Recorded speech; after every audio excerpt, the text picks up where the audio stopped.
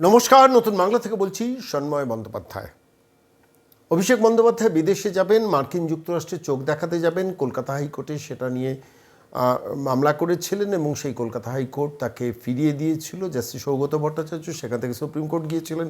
Supreme court আবার কলকাতা হাইকোর্টকে নির্দেশ দিয়েছিলেন 7 দিনের মধ্যে বিবেচনা করার জন্য। শেষ পর্যন্ত জাস্টিস সৌগত ভট্টাচার্য বলেছেন যান সরাসরি পিজি হসপিটালে যান, সেখানকার বোর্ড পরীক্ষা করে বলবে যে আপনার বিদেশে যাওয়া দরকার কি না। 16টা মামলা আপনার বিরুদ্ধে রয়েছে, আপনি সরাসরি চলে যান কলকাতা পিজি হসপিটালে। অভিষেক বন্দ্যোপাধ্যায় সঙ্গে সঙ্গে দৌড়েছিলেন এবং এটা প্রত্যাশিত ছিল, দৌড়েছিলেন জাস্টিস জয়মাল্য বাগচি, জাস্টিস সূর্যকান্তর বেঞ্চে এবং গেছেন এবং সঙ্গে সঙ্গে ডেট পেয়েছেন। সঙ্গে সঙ্গে বিদেশ যাওয়ার ছাড়পত্রটাও সুপ্রিম কোর্ট দিয়ে দিয়েছিল। এটা প্রত্যাশিত ছিল, আমরা জানতাম যে ওখানে গেলে প্রোটেকশনটা পেয়ে যাবেন।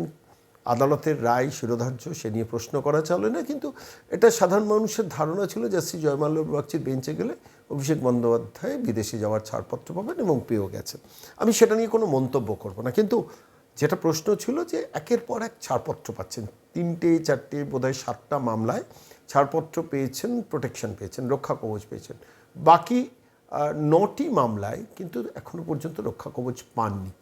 প্রশ্ন ছিল মানুষের মনে প্রশ্ন, সেই প্রশ্ন নিয়ে তো আমরা নিরন্তর চর্চা করি। বাঙালির প্রত্যেকটা সাধারণ মানুষের যারা এই গত সরকারকে চিনত, তাদের প্রত্যেকের মনে এই প্রশ্নটা ছিল, যে প্রশ্নটা হচ্ছে যে কী করে অভিষেক বন্দ্যোপাধ্যায় যান আর সুপ্রিম কোর্টে গেলেই 3 দিনের মধ্যে একটা ডেট পেয়ে যান। আইনের ব্যাখ্যা কি আমরা জানি না, আমরা আইনের কেউ ছাত্র নেই। অর্থাৎ আজকে সুপ্রিম কোর্টে মামলা করলেন, সোমবার দিন তিনি ডেট পেয়ে গেলেন, বুধবার দিন ডেট পেয়ে গেলেন, অথচ মামলায় ডেট পাওয়ার জন্য বছরের পর বছর, মাসের পর মাস অপেক্ষা করতে হয় সাধারণ মানুষকে। এটা নিয়ে সুপ্রিম কোর্টে যারা মহামান্য বিচারপতি আছেন তারাই উত্তর দিতে পারবেন। আমাদের প্রশ্ন করার ক্ষমতা আছে, আমরা শুধু সেইটুকু প্রশ্ন করলাম যে অভিষেক বন্দ্যোপাধ্যায় ডেটগুলো কীভাবে পান। যাই হোক, সুপ্রিম কোর্টে জাস্টিস জয়মাল্য বাগচি প্রোটেকশন দিয়ে দিচ্ছেন এবং অভিষেক বন্দ্যোপাধ্যায় বিদেশ যাওয়া যখন পাকা হয়েছে, ঠিক সেই সময় শেষ পর্যন্ত নবান্ন, যা রিপোর্ট গতকাল পেলাম, যে নবান্ন শেষ পর্যন্ত ব্ল্যাঙ্কেট প্রোটেকশনের বিরুদ্ধে সরাসরি কলকাতা হাইকোর্টে মামলা করলেন। ব্ল্যাঙ্কেট প্রোটেকশনটা কি? যে অর্থাৎ একদম নির্বিচারে সব কিছুর ক্ষেত্রে আপনি প্রোটেকশন পাবেন। আপনি এত অপরাধে আপনার অভিযুক্ত, আপনি যে মানুষের সঙ্গে সেবাশ্রয়ের দুর্নীতি থেকে জালিয়াতি, মানুষের হাত পা বাদ যাওয়ার কেস পর্যন্ত সংযুক্ত, কোটি কোটি টাকার চাকরি দুর্নীতি থেকে বিভিন্ন ক্ষেত্রে যার সঙ্গে যার নাম তার দুর্নীতির যুক্ত, সেই মানুষটি কি করে ব্ল্যাঙ্কেট প্রোটেকশনটা পান, এটা মানুষের মনে প্রশ্ন ছিল।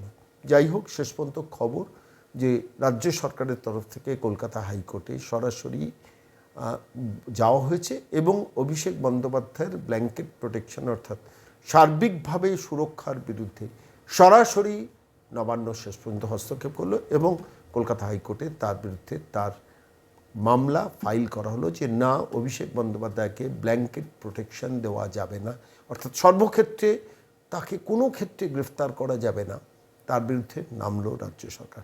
এটাই লেটেস্ট আপডেট। তথ্যটা মনে হলো যে বাংলার প্রত্যেকটি মানুষের জানা দরকার। রাজ্য সরকার অন্তত রুখে দাঁড়িয়েছে, চেষ্টা করছে এই ফেরেববাজটির ব্ল্যাঙ্কেট প্রোটেকশন আটকাতে।